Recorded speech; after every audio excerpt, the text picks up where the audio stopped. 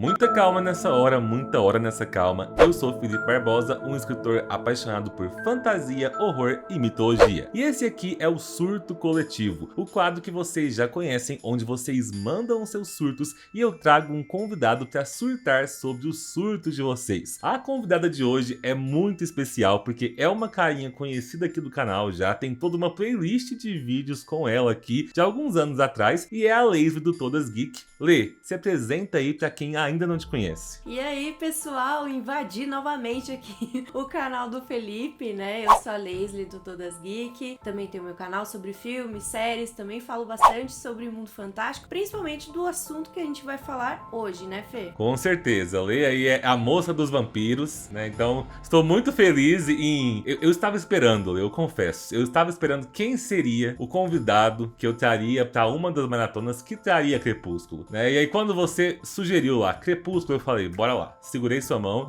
É o momento. É o momento e vamos juntos. E ó, lembrando que as redes sociais da Lê vão estar aqui na descrição, o link pro canal dela também. E esse aqui é mais um conteúdo da nossa maratona de fantasia. Ao longo desse mês nós vamos ter conteúdos diários sobre filmes, séries e livros dentro do gênero de fantasia. Então confiram se vocês estão inscritos no canal, estão me seguindo aí nas redes sociais para não perder nada. E como de costume, sigam as redes sociais e se inscrevam no canal dos convidados também. Sem mais delongas, bora lá então. A jovem Bella Swan, de 17 anos, nunca tinha vivido grandes emoções na sua vida. Era uma garota extremamente responsável e um tanto introspectiva. E ela tem que se mudar da ensolarada cidade de Phoenix, onde ela morava com a sua mãe e o novo marido dela, para a pequena e chuvosa cidade de Forks, onde ela viveria com seu pai Charlie, o chefe da polícia local. No primeiro dia de aula na escola nova, as novas amigas da Bella explicam para ela quem são 5 jovens de uma beleza sobre-humana que entram no refeitório: Alice e Emmett, Rosalie e Jasper, e o único solteiro ali entre os irmãos, que é o Edward Cullen. E aí mais tarde na aula de biologia, a Bella é colocada como dupla do Edward, mas ele parece profundamente incomodado com a presença dela. Depois ele some por alguns dias e tudo se intensifica num dia onde a Bella quase é atropelada, mas é salva pelo Edward, que demonstra que essa é uma das várias habilidades sobrenaturais que ele tem. E isso deixa a Bella a partir daí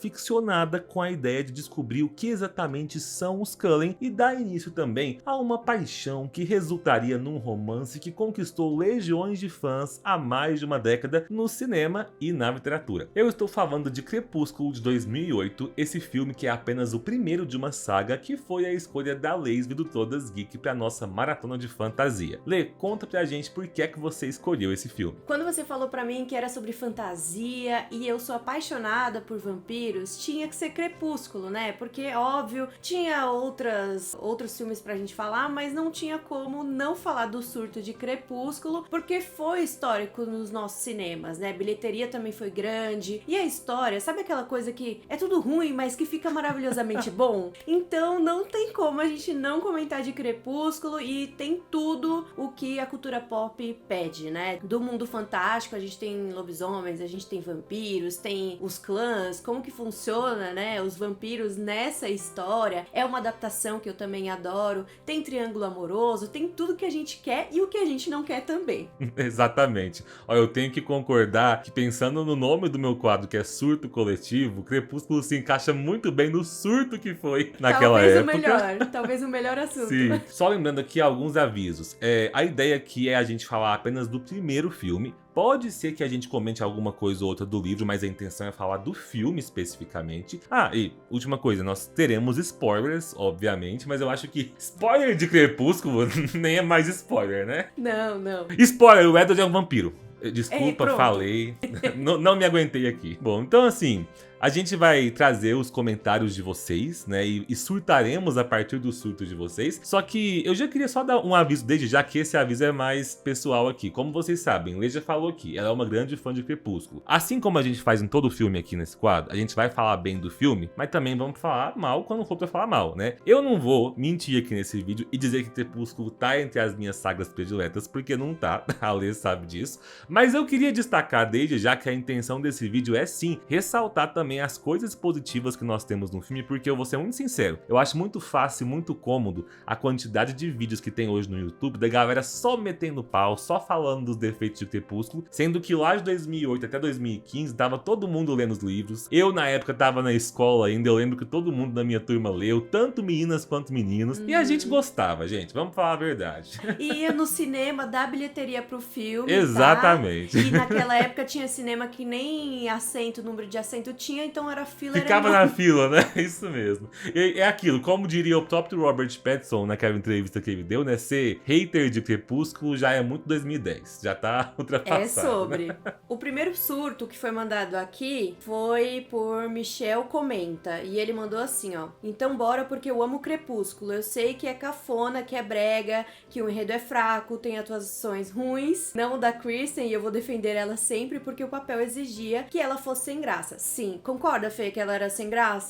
Sem expressão? Eu concordo. Mas eu acho que tanto a Kristen quanto o Robert, no primeiro filme, não se orgulham tanto das atuações deles, né? Não. Ah, mas vai melhorando. Vai melhorando. Aí a continuação aqui, mas marcou muito a minha adolescência, a minha também. Felizmente, quem falou mal da Kristen tá mordendo a língua, porque ela provou que é uma excelente atriz, assim como o Robert. E eu vou defender a trilha sonora também. Nossa, esse comentário tá lindo e maravilhoso, tá? Resumindo nosso vídeo.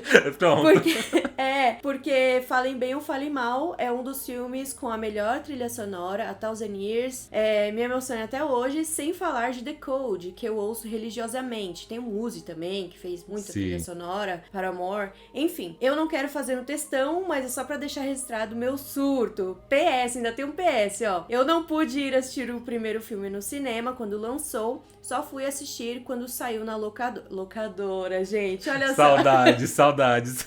Denunciando a minha idade, a nossa idade, né? Mas ano passado eu tive a chance de assistir no cinema e eu fui, e foi como ter entrado numa máquina do tempo. Me senti um adolescente emo novamente, e é sobre isso, sobre filmes e séries que te façam sentir essas emoções. Exato. Olha, ninguém exime toda a parte técnica, né? Que, montagem. Eu tava assistindo o primeiro filme, falei, gente, que montagem é essa? Que do nada ela tá na escola, aí passa 10 segundos, ela tá em casa, depois ela volta pra escola e vai pro beisebol. Falo, gente, calma, segura a emoção. Mas é muito gostoso de você assistir, né? Hoje eu entendo mais um pouquinho da parte audiovisual, mas na época eu não tava nem aí. E realmente era isso, né? Sim, eu concordo muito aí com a questão da trilha sonora também. Eu tava comentando isso com a Mari, minha esposa, enquanto a gente assistia. E tem umas músicas lá que eram muito boas. Tem Linkin Park, acho que toca só nos créditos, que é o Leave Out All The Rest. O The Code, que ele falou do Paramore também. Então, assim, são umas músicas bem massa. Aquela música que eu não vou lembrar o nome, mas eu acho que é da Muse, né? Que toca no jogo de beisebol, né? Sim. Aquela música também é muito boa. Eu acho que a trilha sonora do primeiro filme é uma das melhores aí da saga. Sim, e tem o Edward tocando piano, gente. Sim, com certeza, né? E muito bem, inclusive.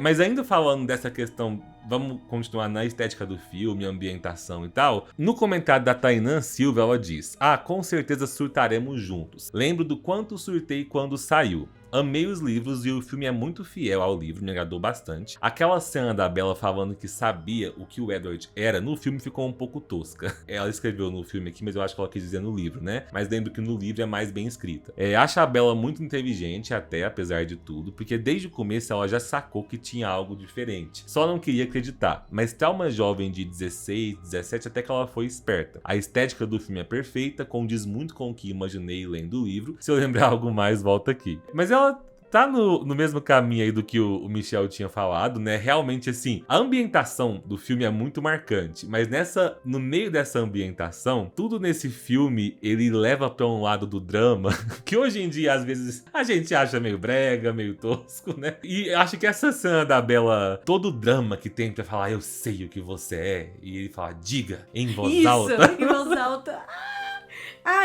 Eu vou ter vários momentos de vergonha alheia, porque eu tava assistindo, eu tava assim... Você repetia as falas junto, Lê? Sim! Toda a história ao mesmo tempo que é interessante, você fala assim, pô, ela tava lá com a mãe, aí a mãe tava com o namorado, falou, vou passar um tempo com meu pai. Eu gosto muito do Charlie, eu não sei... Eu também. Eu amo ele. É um injustiçado. Sim, e ele dá um tom de humor no filme que é necessário e tal, e ao mesmo tempo construir essa relação com a Bella, que é um pouco Eu acho que é difícil, porque ela também é muito fechada, né? Dá pra ver que ela é uma personagem fechada, introvertida, né? Tudo bem, Kristen Stewart ali meio sem expressão e tal. Só que ela vai interagindo ali na escola, que é um outro ambiente totalmente diferenciado. E toda a estética do filme é um filme que eu acho ele bem escuro, na verdade quase nada de colorido, né? Pra enfatizar mesmo a narrativa do filme, onde se passa, né? Que é um lugar muito chuvoso, Forks é um lugar que é frio, por isso que os Cullens estão lá. Então, acho que tudo conversa. E aí a gente vai emendar no comentário da pessoa aqui do @euamofalar. Eu amava esse filme. Todos temos um passado que condena, mas revendo hoje, um vampiro que brilha é de lascar.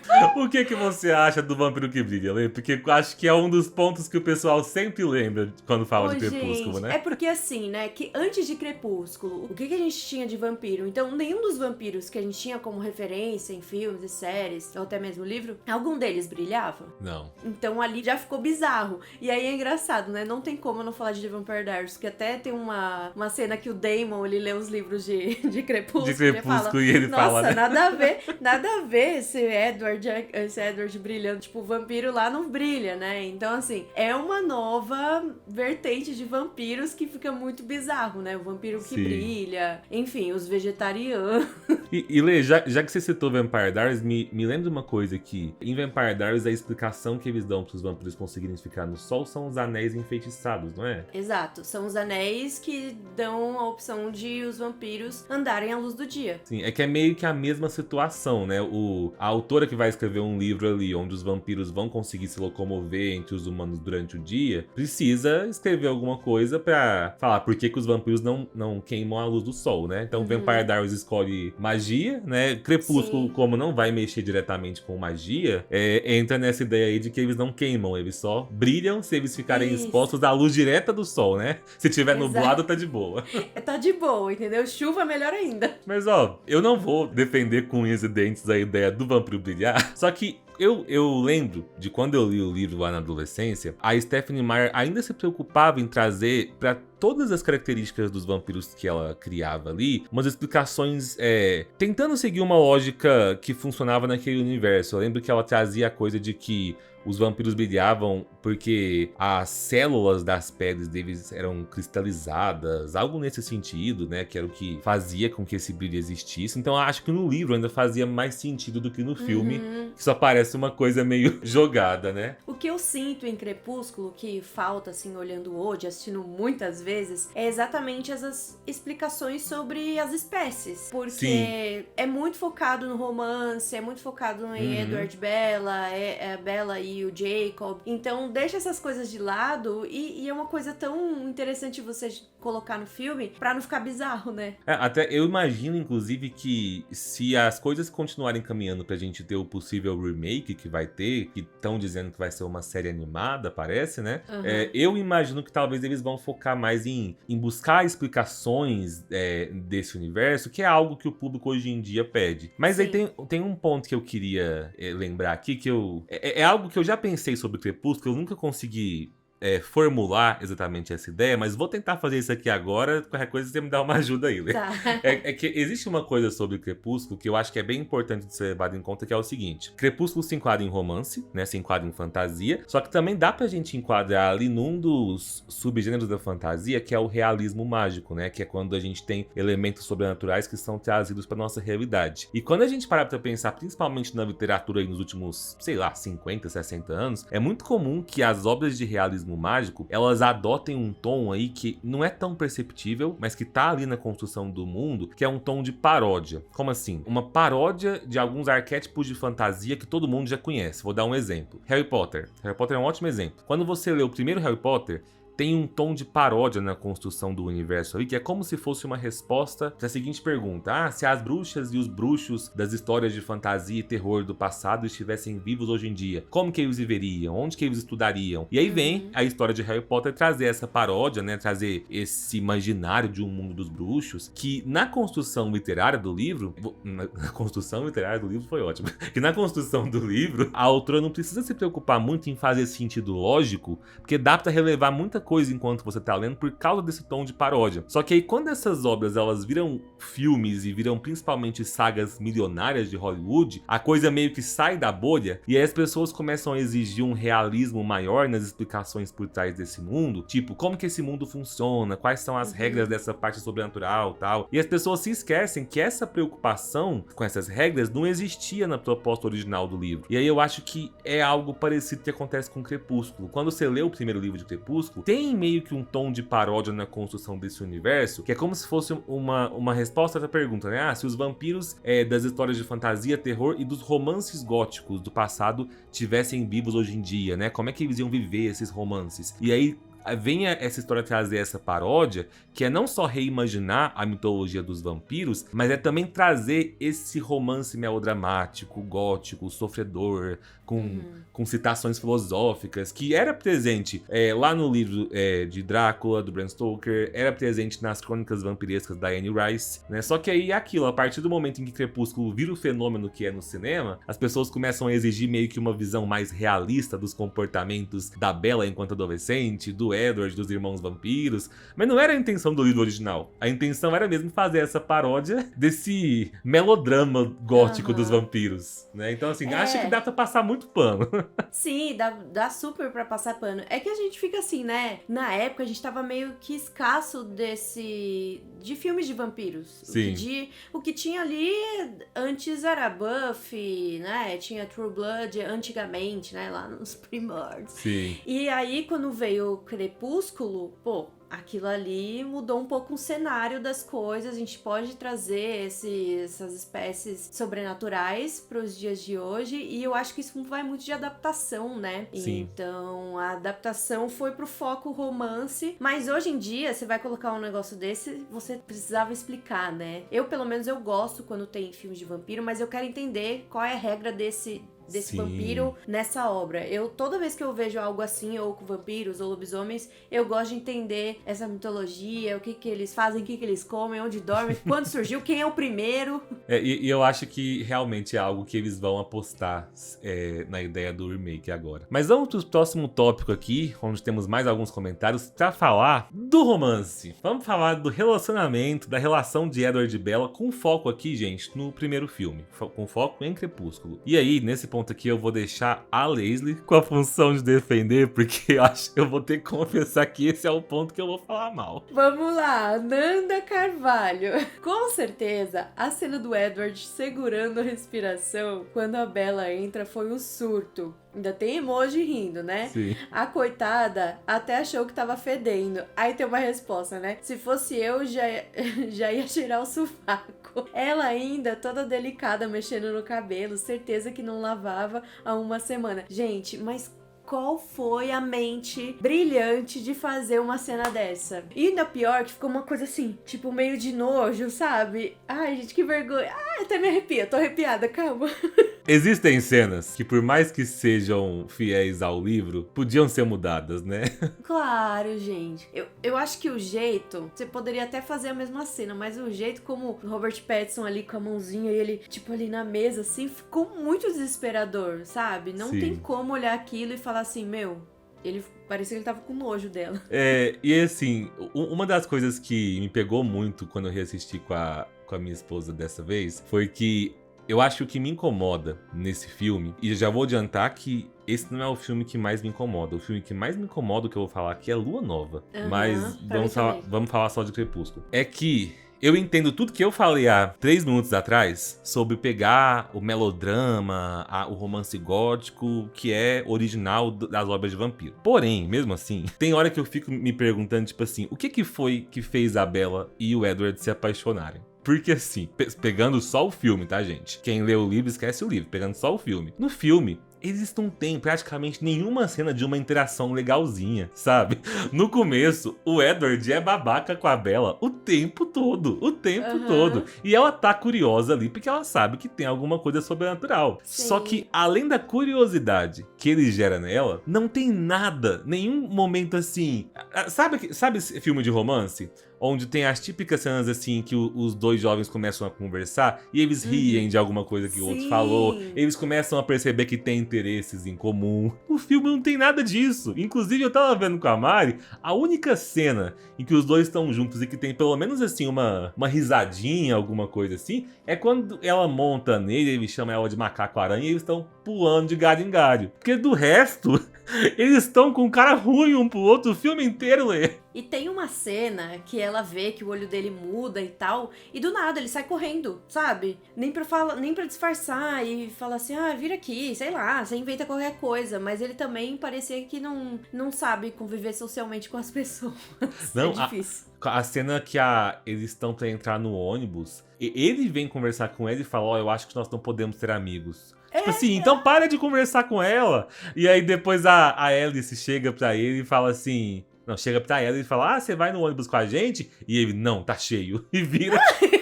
Que babaca. Gente, vamos falar. Os diálogos de Crepúsculo, nossa, era bem ruim.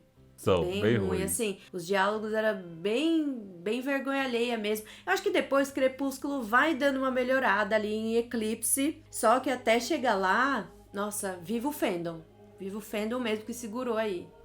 E Lê, tem uma coisa que é importante a gente ressaltar aqui, porque eu tenho certeza que tudo isso que a gente criticou aqui, vão ter pessoas que vão comentar falando assim, não, mas vocês têm que entender que o Edward estava tratando a Bella desse jeito porque ele queria proteger ela, ele queria manter ela à distância, o sangue dela era muito atrativo pra ele, mas a nossa questão, gente, é então assim, a gente entende por que ele tava fazendo isso, mas como que ela se apaixonou por ele? Como que você se apaixona por um cara que só tá te metendo pau o tempo todo, sabe? O cara me acha fedida, né? Porque é a primeira vista, né? Me acha fedida. Depois, eu tô conversando com ele, ele vaza, sai, do nada, beijo, tchau. E também fala, eu não quero ser seu amigo. Então, assim, né? Meio estranho. O cara é estranho, né? Não tem como. E a virada de chave é de uma cena pra outra, assim, descobriu que é vampiro ali na cena da floresta ali. Na cena seguinte já tá, eu estava perdida e incondicionalmente apaixonada por ele. Adolescente, né, Lê? Todo mundo já teve aí seus 17 anos. Sim. Mas como se a gente não tivesse problematizado muito já, lê o próximo comentário aí, Lê, da Lia Rodrigues. Vamos lá, problematizamos pouco, vamos pro próximo. Lia Rodrigues. Amo até hoje, mas o maior surto pra mim era achar o máximo do romantismo o cara entrar no quarto da menina meia-noite pra vê-la dormir. Eu tava assistindo, eu falei assim, gente, que stalker. Imagina, do nada eu abro meu olho e tem um cara me olhando. Por isso que a Bella quis ser vampira. Ela falou, eu não vou ficar humana, um cara me olhando a noite inteira. Gente, não pode, a pessoa não vai poder nem peidar. Perfeito. Vai poder, sabe? Porque de noite, né, acontece muitas coisas. Você vira, você rola. Gente, eu não ia ter paz. De verdade, é melhor virar vampira mesmo. Que aí ficar os dois conversando a noite toda. Lembram aí que em qualquer relacionamento é importante que haja limites e que cada um tenha direito à sua privacidade. Exato, fica um conceito que o Edward precisa aprender. E aí depois a Mariana Oliveira colocou aqui, sempre falam que se olhar pela perspectiva do Charlie, Crepúsculo foi um filme de terror. Mas sinceramente, se a Bella tivesse mais senso, seria pra ela também. Como a gata não tem o instinto de correr do boy que quer matar ela. E assim, aí eu vou concordar com a Mari que eu falei aqui já as coisas boas que eu acho no filme, acho que foi um marco pra época tudo, mas se eu tivesse que elencar pra mim qual que é o pior defeito na história de Crepúsculo como um todo, eu acho que é assim, a forma como a Bella realmente não valoriza a vida dela e coloca o Edward acima de tudo. Exato. E é uma coisa assim, que se isso mudasse ao longo dos 4 livros ou dos 4 filmes, até seria interessante ver uma evolução, mas não tem essa evolução. E a gente não vai falar dos outros ainda. Se a gente for fazer vídeo de lua nova, aí em vídeo de lua nova, a Lê já vai ter que vir me segurando, porque aí eu vou descascar. O pior é que eu também não gosto de lua nova, então tem que chamar alguém pra Sim, segurar a gente. pra segurar a gente. Porque eu me incomoda muito que essa questão do... São vários momentos no filme em que a Bella, ao invés de se preocupar com a segurança dela, sabe? Coloca tipo assim, o que o Edward tá achando de mim sempre em primeiro lugar. O próprio Edward chega a falar isso, né? Quando ela vai conhecer a família dele, e ela fala, será que eles vão gostar de mim? Ele pergunta, você vai entrar numa casa cheia de vampiros que podem te matar e sua preocupação é se eles vão gostar de você? Então assim, Bella precisa se colocar em primeiro lugar. E acho que vale só a pena a gente comentar aqui também, porque o Jacob, coitado, é tão esquecível nesse filme que nenhum comentário falava dele. Ninguém comentou do Jacob. Gente, é que ele é muito esquisito, né? o Jacob no primeiro filme é esquisitaço, assim, porque ele fica assim, tudo bem que é legal porque tem um mistério, né, pra um próximo filme, por que ele não gosta ali do envolvimento deles, por que é uma relação meio estranha e tal, o que acontece com o Jacob, ninguém liga pra ele, até que em Lua Nova, né? A gente não vai comentar, mas em Lua Nova, cara, ele mudou completamente e já vira um crushzinho também da galera daquela época, né? Sim. E aí, falando no Jacob, que desde o primeiro filme já mostra que ele tem um crush na Bella, fica olhando pra ela, uma coisa que eu te pergunto, Lê. A Bella, interpretada ali pela Kristen Stewart, ela é não só uma garota bonita, mas também uma garota padrão. Mas assim, ela não chega a ser o estereótipo de adolescente que os caras em filmes costumam achar a adolescente mais bonita da escola e tal. Ao mesmo tempo, ela é muito introvertida, ela não é muito simpática e educada com as pessoas, porque, tipo assim, eu ficava falando pra Mari, por que as amigas da Bella são amigas dela? Porque ela tá sempre de cara fechada, elas estão lá experimentando o vestido e ela tá se lixando pra elas. Qualquer um tá bom? É, exatamente. E aí eu fico pensando assim... Ai, menina chata, sem opinião. Por que todos os meninos da escola e da cidade, de cara, se apaixonaram pela Bella? Porque todo mundo é o Jacob, é o Mike, o Eric, todo mundo tá em cima da Bella. O que essa menina tem? É só porque ela é a novidade? Aquela carne nova no pedaço, sabe? A teoria, todo mundo ali já se rodou. Não tinha ninguém que chegasse, chegou uma pessoa e a Mona tinha opção, né? Ponto pra Bella Swan, porque ela pode escolher o seu boy. E falando sobre as famílias, né? Os Cullens, vamos falar do comentário da Bia Germin, e ela comentou assim, ó. Pra mim, a cena mais icônica do primeiro filme, com certeza, é que eles jogam beisebol. Eu amo essa cena, tá?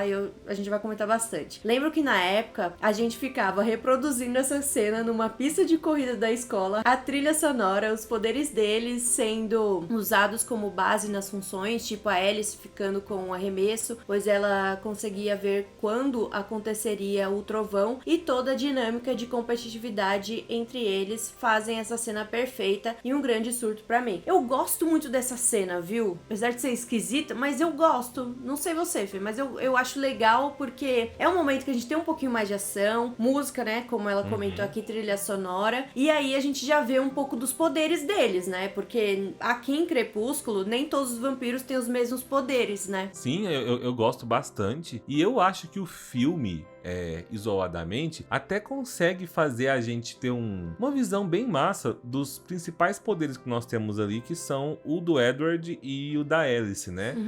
Não só nesse momento aqui do beisebol, mas depois que chegam ali os três vilões, né? E aí tem aquele momento em que o Edward consegue entender a mente do James, né? Ver que ele é um rastreador e tal. E aí tudo que vai se desenrolando a partir daí, a Alice vai conseguindo prever para onde que eles vão a partir das decisões que eles tomam, mas aí a Alice explica também que as visões dela podem mudar quando as pessoas mudam a decisão que elas tinham tomado. Então tem um momento em que a Alice vai ver o estúdio de balé do qual ele vai, e que ela já sabia que quando ele chegasse na casa antiga da Bella, ele ia encontrar, né, esse estúdio de balé. Então assim, eu acho todas essas pequenas explicações que a gente tem sobre os poderes dos vampiros, né, e mais especificamente, como eu disse, o do Edward e o da Alice, bem legais, bem trabalhadas nesse filme. Vamos trazer aqui o último comentário de hoje, mas antes não se esqueçam, né, se ficaram até aqui é porque estão gostando no vídeo, então deixa aquele apoio, curte o vídeo, se inscreve no canal, clica no sininho para ativar as notificações, e não se esqueçam também de correr lá no Todas Geeks, se inscrevam no canal da Leslie e também sigam ela nas redes sociais, os links estão tanto aqui na descrição quanto nos cards também. Então bora ler o último comentário, que é do Juan Ferreira.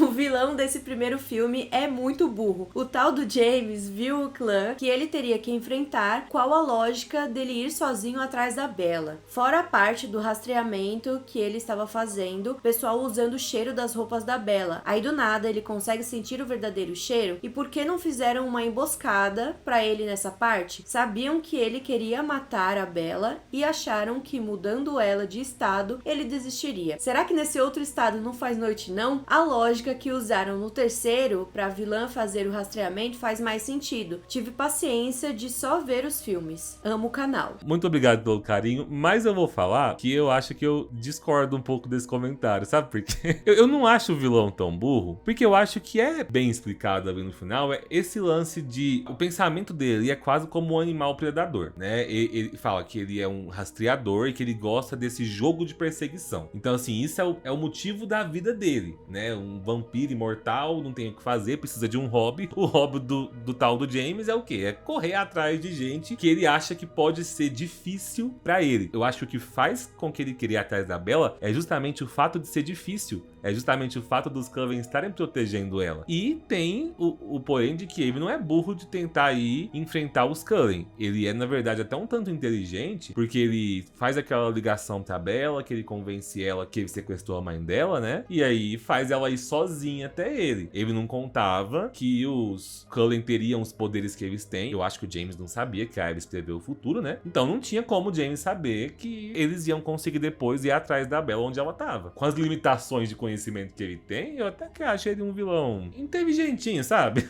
Eu acho que a questão ali é que a motivação dele era unicamente por conta do poder dele. Sim. Satisfazer o que ele gosta de fazer, entendeu? Motivação mesmo ele não tem. Talvez este seja o ponto fraco do vilão, que é a motivação, tipo, só por ir atrás, entendeu? Então, querendo ou não, ele não iria desistir. O que eu acho que é só um pontapé pra real vilã, né, depois, nos próximos filmes, seria a mesma vitória, né? Sim. Que aí já tem uma coisa com uma estratégia já maior, tem uma motivação, né? já é algo pessoal ali pra ela, porque mataram o namorado. Aí eu acho que as coisas vão crescendo, né? Olhando esse primeiro filme, não vejo vilão assim, tipo, ai meu Deus, o vilão é perigoso porque ele é muito bom no que ele faz, mas não tem tanta motivação, que vai mudar ali em Lua Nova e em Eclipse principalmente. Mas mesmo nesses outros filmes também, não é como se a proposta de Crepúsculo fosse investir em vilões que vão ter grandes planos maquiavélicos, porque na prática os vampiros querem chupar sangue. Ou eles querem chupar sangue, ou então são os Volturi vindo brigar com aqueles que chuparam sangue e os expuseram de forma errada. Mas é sempre em torno disso aí, é algo bem selvagem.